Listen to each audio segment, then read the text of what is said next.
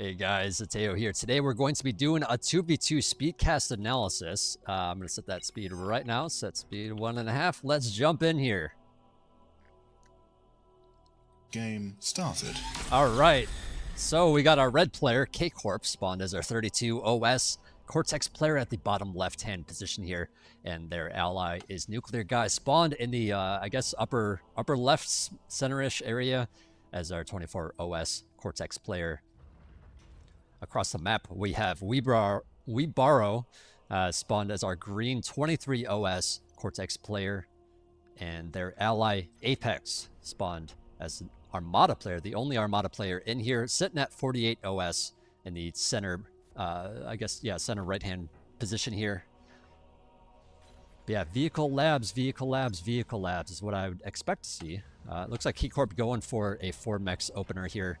As the start. You do need the LLT to protect the 2 mexes in the back, which means you also need a solar collector to build that. So just FYI on how to do that. Mex, solar LLT, and then you move on, start building the other stuff. But yeah, we see some scouts coming across the map, some rovers, and probably a lot of rascals coming out of here from our 3 Cortex players. Getting that information early, seeing like what faction and like, just early information and like where people have spawned is very important. And we'll see how these players play and continue on. First cons are coming out. First one for Apex moving downward to expand. Kcorp, of course, a little bit further behind, but does have that con on the way. Meanwhile, NuclearGuy sitting a bit idle on his lab, unfortunately. But at the same time, maybe just prioritizing the radar, prioritizing moving the commander out, and now turn it back on to produce some incisors. So yeah, commander's coming out here for our green and yellow players. They're going to meet in the middle at some point, I would presume. Lots of rovers out here for Apex out here defending. You can defend with units or you can defend with towers.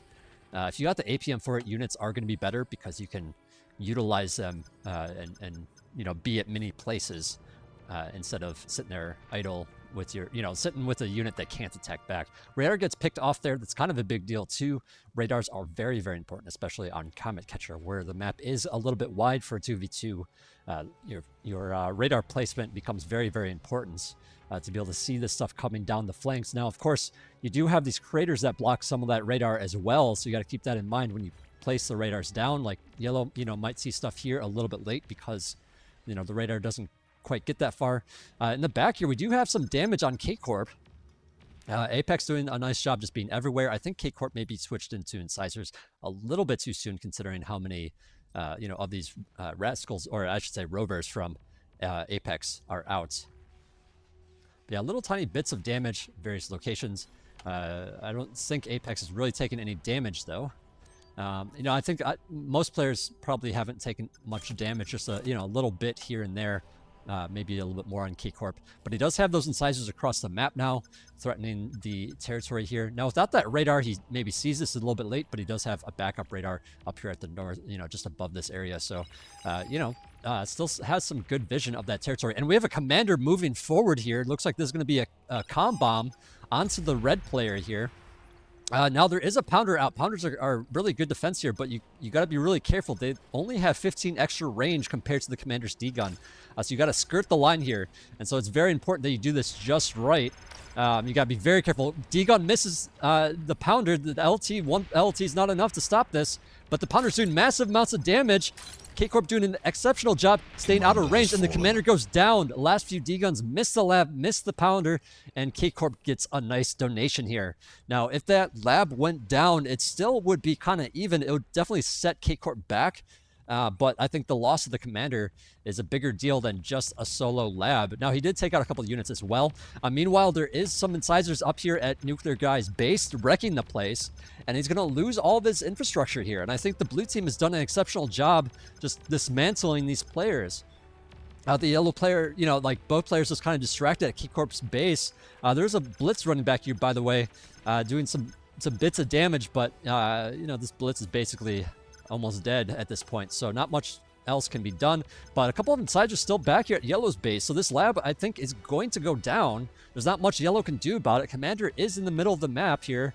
and I think maybe just not you know, keeping up with resources quite as well. Maybe not having quite as many units or whatever to defend against that, or you know, just maybe sending too much to help out Kcorp.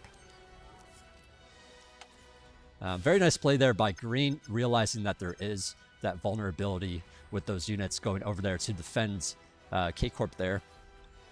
We do have a replacement vehicle lab here from NuclearGuy in the center of the map, and that's going to be a nice way to apply some pressure in this location, but at the same time, these missile trucks can outrange all this. So I think just he's going to be taking little bits of damage. Meanwhile, Apex has the freedom to come over here and do some damage to the yellow guy. And yellow guy, okay, NuclearGuy, I should say, that doesn't have any energy for D-guns, can't D-gun this stuff, decides to try to self-D and starts walking away from the lab, saving it. But at the same time, some of the soldiers go down, and he's at a very big disadvantage now, losing his main base, losing his commander now. And, you know, it's really up to Kcorp to, you know, do a lot in this game now. And Kcorp decides to build a T2 lab here with that commander corpse. I don't really think this is the right play in this situation. I mean, maybe they can get out some banishers or something and you know, with that extra strength, take down, you know, at least one of the players and get back into this game. But I think, you know, blue and green have taken too much of the map. There's too many mexes taken there, and there's just not enough income for Kcorp to fully utilize this T2 lab. You know, and I would say, you know, like, for the most part, in most situations, you want to prioritize mexes over upgrading to a T2 lab. It's just so darn expensive, and then the units are so expensive that's, you know, they don't have as much power as you could potentially get from just having more mexes and more units. And it's very difficult to apply a lot of pressure when you have very few units, because you need to be able to defend with those units. And if you don't have that many out, you can't do both. So it's going to be very difficult for Kcorp to be able to handle this, I think, because he's going to have to handle both players at this point, since yellow is basically dead in the water, just trying to rebuild from scratch, you know, just working up the energy to even start building a lab. But yeah, there's a lot of pressure here, and I mean, the first Tigers coming out here, but Tigers don't really have a lot of DPS. It's going to take a while to kill these medium tanks who are so tanky for a T1 unit. And I mean, the Pounders are certainly helping out. Pounders great for DPS, but at the same time, the medium tanks can just kind of go around and ignore those Pounders. So the Tigers are trying to catch up, trying to do what they can, but I guess it's even just one Tiger at this point. Second one just now coming out, but these medium tanks already coming around to the back. Meanwhile, green kind of doing an assault on the front. So, I mean, there's only so much Kcorp can do. And I think Kcorp, at the very least, is going to lose some territory if these guys decide to back out. But yeah, massive damage on Kcorp here. Medium tanks, I mean, they're really not getting that much done back here. The Tigers doing actually a really good job. Just staying out of range, getting some extra DPS in there, while the medium tanks are, you know, a little bit not slow, but just not in position to deal damage back to the Tigers. So really nice defense here from Kcorp, but at the same time, you know, what can you do? The commander's getting low at this point, actually. The medium tank trying to do what it can.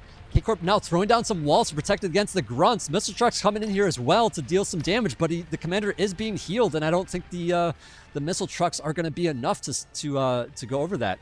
You know, about 580 health was remaining on that commander at the end there. But yeah, green going with so many grunts, going with so much spam, it's going to be very difficult for these players to handle this, especially the yellow player, who just finally got you know, some nanos going, and the vehicle plant's up and ready, and now is getting hit with all these grunts. So yeah, there's not much that yellow can do. I mean, yellow's just going to take massive damage here because green has so much better income.